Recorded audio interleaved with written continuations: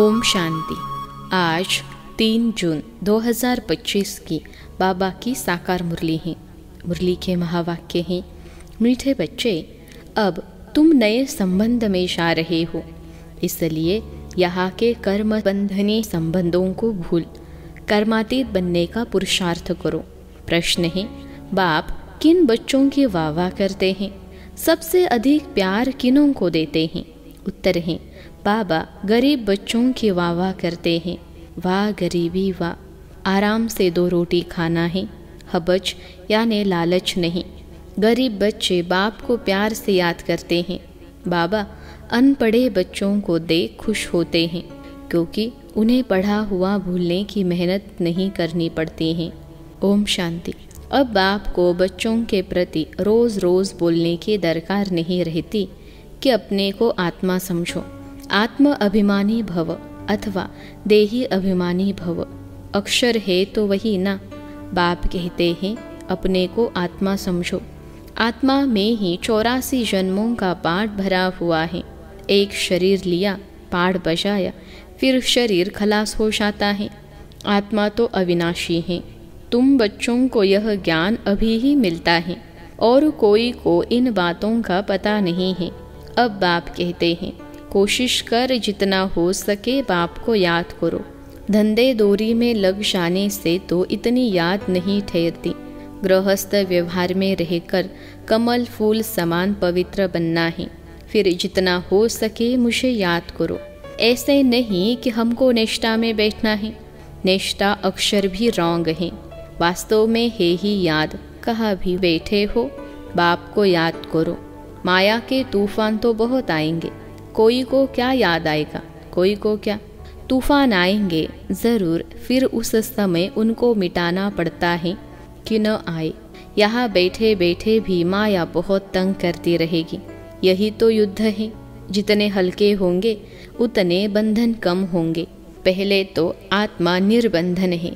जब जन्म लेती है तो माँ बाप में बुद्धि जाती है, फिर स्त्री को एडॉप्ट करते हैं। जो चीज़ सामने नहीं थी वह सामने आ जाती।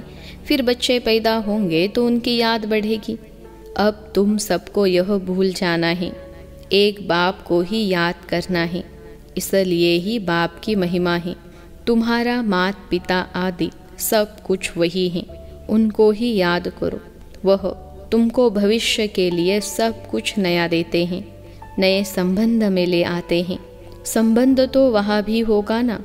ऐसे तो नहीं कि कोई प्रलय हो जाती है। तुम एक शरीर छोड़ फिर दूसरा लेते हो।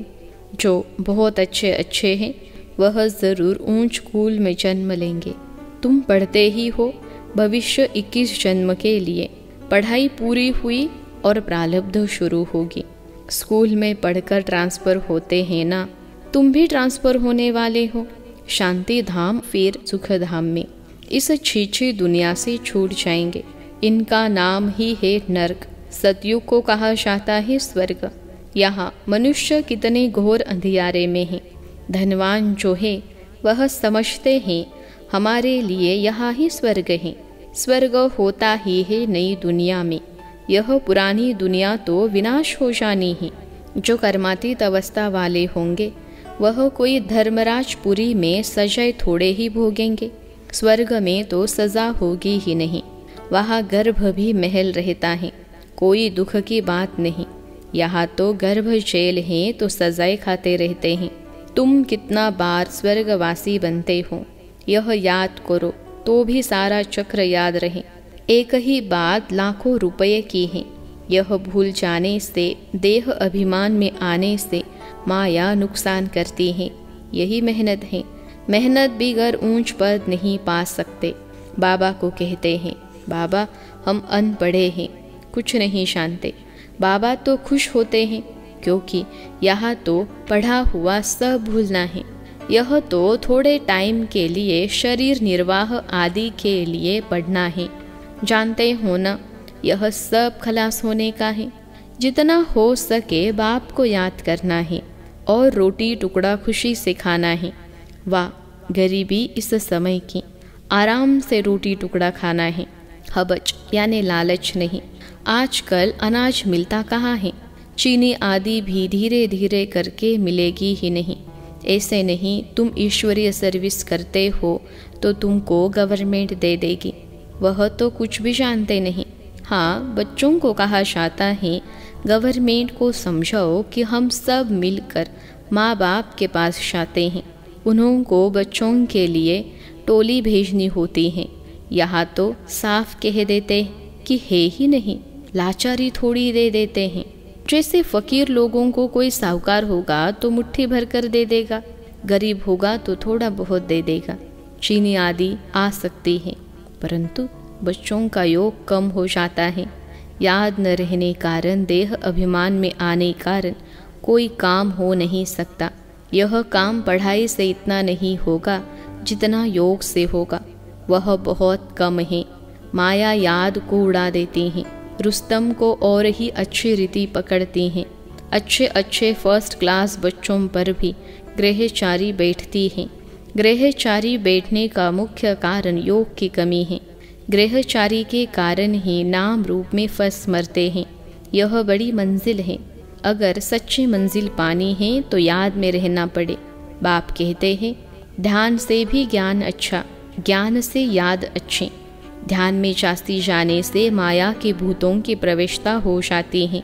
ऐसे बहुत है जो फालतू ध्यान में जाते हैं, क्या क्या बोलते हैं, उन पर विश्वास नहीं करना। ज्ञान तो बाबा की मुरली में मिलता रहता है। बाप खबरदार करते रहते हैं, ध्यान कोई काम का नहीं है। बहुत माया की प्रवेशता हो जाती है, अहंकार आ जाता है। ज्ञान तो सबको मिलता रहता है, ज्ञान देने वाला शिव बाबा है। मम्मा को भी यहाँ से ज्ञान मिलता था ना, उनको भी कहेंगे मन मना भव। बाप को याद करो, देवी गुण धारण करो। अपने को देखना है, हम देवी गुण धारण करते हैं, यहाँ ही देवी गुण धारण करने हैं। कोई को देखो, अभी फर्स्ट क्लास अवस्था है, खुशी से काम करते, घंटे के बाद क्रोध का भूत आया, खत्म। फिर स्मृति आती है, यह तो हमने भूल की, फिर सुधर जाते हैं। घड़ी घड़ी के घड़ियाल बाबा पास बहुत हैं, अभी देखो बड़े मीठे बाबा कहेंगे। ऐसे बच्चों पर तो कुर्बान जाओ, घंटे बाद फिर कोई न कोई बात में बिगड़ पड़ते। क्रोध आया, सारी की कमाई खत्म हो गई। अभी अभी कमाई, अभी अभी घाटा हो जाता। सारा मदार याद पर ही है। ज्ञान तो बड़ा सहज है, छोटा बच्चा भी समझा ले, परंतु मैं जो हूँ जैसा हूँ यथार्थ रीति जाने, अपने को आत्मा समझे। इस रीति छोटे बच्चे थोड़े ही याद कर सकेंगे। मनुष्यों को मरने समय कहा जाता है भगवान को याद करो, परंतु याद कर न सकें, क्योंकि यथार्थ कोई भी जानते नहीं है, कोई भी वापिस जा नहीं सकते। न विकर्म विनाश होते हैं। परंपरा से ऋषि मुनि आदि सब कहते आए कि रचता और रचना को हम नहीं जानते, वह तो फिर भी सतोगुणी थे। आज के तमो प्रधान बुद्धि फिर कैसे जान सकते? बाप कहते हैं यह लक्ष्मी नारायण भी नहीं जानते, राजा रानी ही नहीं जानते, तो फिर प्रजा कैसे जानेंगी? कोई भी नहीं जानते। अभी सिर्फ तुम बच्चे ही जानते हो। तुम्हारे में भी कोई है जो यथार्थ रीति जानते हैं। कहते हैं बाबा घड़ी घड़ी भूल जाते हैं। बाप कहते हैं कहाँ भी जाओ सिर्फ बाप को याद करो, बड़ी भारी कमाई है। तुम 21 जन्मों के लिए निरोगी बनते हो। ऐसे बाप को अंतर्मुख हो याद करना चाहिए, परंतु माया भुलाकर तूफान में ला देती है। इसमें अंतर्मुख हो विचार सागर मंथन करना है। विचार सागर मंथन करने की बात भी अभी की है। यह है पुरुषोत्तम बनने का संगम युग। यह भी वंडर है। तुम बच्चों ने देखा है, एक ही घर में तुम कहते हो हम संगम युगी हैं और हाफ पार्टनर व बच्चा आदि कलयुगी हैं। कितना फर्क है। बड़ी महीन बात बाप समझाते हैं। घर में रहते हुए भी बुद्धि में है कि हम फूल बनने के लिए पुरुषार्थ कर रहे हैं। यह है अनुभव की बातें। प्रैक्टिकल में मेहनत करनी है, याद की ही मेहनत है। एक ही घर में एक हंस तो दूसरा बगुला। फिर कोई बड़े फर्स्ट क्लास होते हैं, कभी विकार का ख्याल भी नहीं आता है। साथ में रहते भी पवित्र रहते हैं, हिम्मत दिखाते हैं तो उन्हें कितना ऊंच पद मिलेगा। ऐसे भी बच्चे हैं ना, कई तो देखो विकार के लिए कितना मारते झगड़ा करते हैं। अवस्था वह होनी चाहिए जो संकल्प में भी कभी अपवित्र बनने का ख्याल न आए। बाप हर प्रकार से राय देते रहते हैं। तुम जानते हो, श्री श्री की मत से हम श्री लक्ष्मी श्री नारायण बनते हैं। श्री माना ही श्रेष्ठ, सतयुग में है नंबर 1 श्रेष्ठ, त्रेता में 2 डिग्री कम हो जाती हैं। यह ज्ञान तुम बच्चों को अभी मिलता है। इस ईश्वरीय सभा का कायदा है। जिन्हें ज्ञान रत्नों का कदर है, कभी उबासी आदि नहीं लेते हैं, उन्हें आगे आगे बैठना चाहिए। कोई बच्चे बाप के सामने बैठे भी झुटका खाते, उबासी देते रहते, उनको फिर पिछाड़ी में जाकर बैठना चाहिए। यह ईश्वरीय सभा है बच्चों की। परंतु कई ब्राह्मणियाँ ऐसे को भी ले आती हैं। यूँ तो बाप से धन मिलता है, एक वर्षंस लाखों रुपए का है। तुम जानते हो, ज्ञान मिलता ही है संगम पर। तुम कहते हो, बाबा हम फिर से आए हैं बेहद का वर्षा लेने। मीठे मीठे बच्चों को बाबा बार बार समझाते हैं, यह छी दुनिया है, तुम्हारा है बेहद का वैराग्य। बाप कहते हैं, इस दुनिया से तुम जो कुछ देखते हो वह कल होगा नहीं। मंदिरों आदि का नाम निशान ही नहीं रहेगा। वहाँ स्वर्ग में उन्होंने पुरानी चीज़ देखने की दरकार नहीं। यहाँ तो पुरानी चीज़ का कितना मूल्य है। वास्तव में कोई चीज़ का मूल्य नहीं है सिवाय एक बाप के। बाप कहते हैं, मैं न आऊँ तो तुम राशय कैसे लो। जिनको मालूम है वही आकर बाप से वर्षा लेते हैं। इसलिए कोटों में कोई कहा जाता है। कोई भी बात में संशय नहीं आना चाहिए। भोग आदि की भी रस्म रिवाज हैं, इनसे ज्ञान और याद का कोई कनेक्शन नहीं है और कोई बात से तुम्हारा ताल्लुक नहीं। सिर्फ 2 बातें हैं, अल्फ और बे बादशाही। अल्फ भगवान को कहा जाता है। अंगुली से भी ऐसे इशारा करते हैं ना, आत्मा इशारा करती है ना। बाप कहते हैं, भक्ति मार्ग में तुम मुझे याद करते हो, तुम सब मेरे आशिक हो, यह भी जानते हो। बाबा कल्प कल्प आकर सब मनुष्य मात्र को दुख से छुड़ाए शांति और सुख देते हैं। तब बाबा ने कहा था कि सिर्फ यह बोर्ड लिख दो कि विश्व में शांति बेहद का बाप कैसे स्थापन कर रहे हैं, सो आकर समझो। 1 सेकेंड में विश्व का मालिक 21 जन्म लिए बनना है तो आकर समझो। घर में बोर्ड लगा दो, 3 पैर पृथ्वी पर तुम बड़े से बड़ी हॉस्पिटल यूनिवर्सिटी खोल सकते हो। याद से 21 जन्म लिए निरोगी और पढ़ाई से स्वर्ग की बादशाही मिल जाती है। प्रजा भी कहेगी कि हम स्वर्ग के मालिक हैं। आज मनुष्यों को लज्जा आती है क्योंकि नरकवासी हैं। खुद कहते हैं हमारा बाप स्वर्गवासी हुआ तो नरकवासी होना, जब मरेंगे तो स्वर्ग में जाएंगे। कितनी सहज बात है।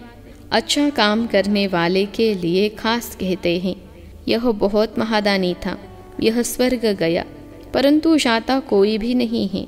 नाटक जब पूरा होता है तो सभी स्टेज पर आकर खड़े होते हैं। यह लड़ाई भी तब लगेगी जब सभी एक्टर्स यहाँ आ जाएंगे, फिर लौटेंगे। शिव की बारात कहते हैं ना, शिव बाबा के साथ सभी आत्माएं जाएंगी। मूल बात, अभी 84 जन्म पूरे हुए, अब इस जुत्ती को छोड़ना है। जैसे सर्प पुरानी खाल छोड़ नहीं लेते हैं, तुम नई खाल सतयुग में लेंगे। श्री कृष्ण बहुत खूबसूरत हैं, कितनी उसमें कशिश है, फर्स्ट क्लास शरीर है, ऐसे हम लेंगे। कहते हैं ना, हम तो नारायण बनेंगे। यह तो सड़ी हुई छीछी खल है, यह हम छोड़ कर जाएंगे नई दुनिया में। यह याद करते खुशी क्यों नहीं होती जब कहते हो हम नर से नारायण बनते हैं। इस सत्य नारायण की कथा को अच्छी रीति समझो। जो कहते हो वह करके दिखाओ। कहनी करनी एक चाहिए, धंधा आदि भी भल करो। बाप कहते हैं हाथों से काम करो, दिल बाप की याद में रहे। जितनी जितनी धारणा करेंगे उतना तुम्हारे पास नॉलेज की वैल्यू होती जाएगी। नॉलेज की धारणा से तुम कितना धनवान बनते हो। यह है रूहानी नॉलेज। तुम आत्मा हो, आत्मा ही शरीर से बोलती है, आत्मा ही ज्ञान देती है, आत्मा ही धारण करती है। अच्छा, मीठे मीठे सिखलते बच्चों प्रति माता पिता बाप दादा का याद प्यार और गुड मॉर्निंग। रूहानी बाप की रूहानी बच्चों को नमस्ते। हम रूहानी बच्चों की सिखलते रूहानी माता पिता बाप दादा को याद प्यार, गुड मॉर्निंग और नमस्ते बाबा नमस्ते। धारणा के लिए मुख्य सार पहली पॉइंट है, इस पुरानी दुनिया की पुरानी चीज़ों को देखते हुए भी नहीं देखना है। नर से नारायण बनने के लिए कहनी करनी एक समान बनानी है। दूसरी पॉइंट है, अविनाशी ज्ञान रत्नों का कदर रखना है। यह बहुत बड़ी कमाई है। इसमें उबासी या झुटका नहीं आना चाहिए। नाम रूप की ग्रहचारी से बचने के लिए याद में रहने का पुरुषार्थ करना है। आज का वरदान है, बाप की छत्र छाया के नीचे नाजुक परिस्थितियों में भी कमल पुष्प समान न्यारे और प्यारे भव। बाप की छत्र छाया के नीचे नाजुक परिस्थितियों में भी कमल पुष्प समान न्यारे और प्यारे भव। विश्लेषण है, संगम युग पर जब बाप सेवाधारी बनकर के आते हैं तो छत्र छाया के रूप में बच्चों की सदा सेवा करते हैं। याद करते ही सेकंड में साथ का अनुभव होता है। यह याद की छत्र छाया कैसी भी नाजुक परिस्थितियों में कमल पुष्प के समान न्यारा और प्यारा बना देती हैं। मेहनत नहीं लगती। बाप को सामने लाने से, स्वस्थिति में स्थित होने से कैसी भी परिस्थिति परिवर्तन हो जाती हैं। आज का स्लोगन है, बातों का पर्दा बीच में आने न दो तो बाप के साथ का अनुभव होता रहेगा। बातों का पर्दा बीच में आने न दो तो बाप के साथ का अनुभव होता रहेगा। अव्यक्त इशारे, आत्मिक स्थिति में रहने का अभ्यास करो, अंतर्मुखी बनो। किसी भी विघ्न से मुक्त होने की युक्ति है सेकंड में स्वयं का स्वरूप अर्थात आत्मिक ज्योति स्वरूप स्मृति में आ जाए और कर्म में निमित्त भाव का स्वरूप इस डबल लाइट स्वरूप में स्थित हो जाओ तो सेकंड में हाई जंप दे देंगे। कोई भी विघ्न आगे बढ़ने में रुकावट नहीं डाल सकेगा। अच्छा, ओम शांति।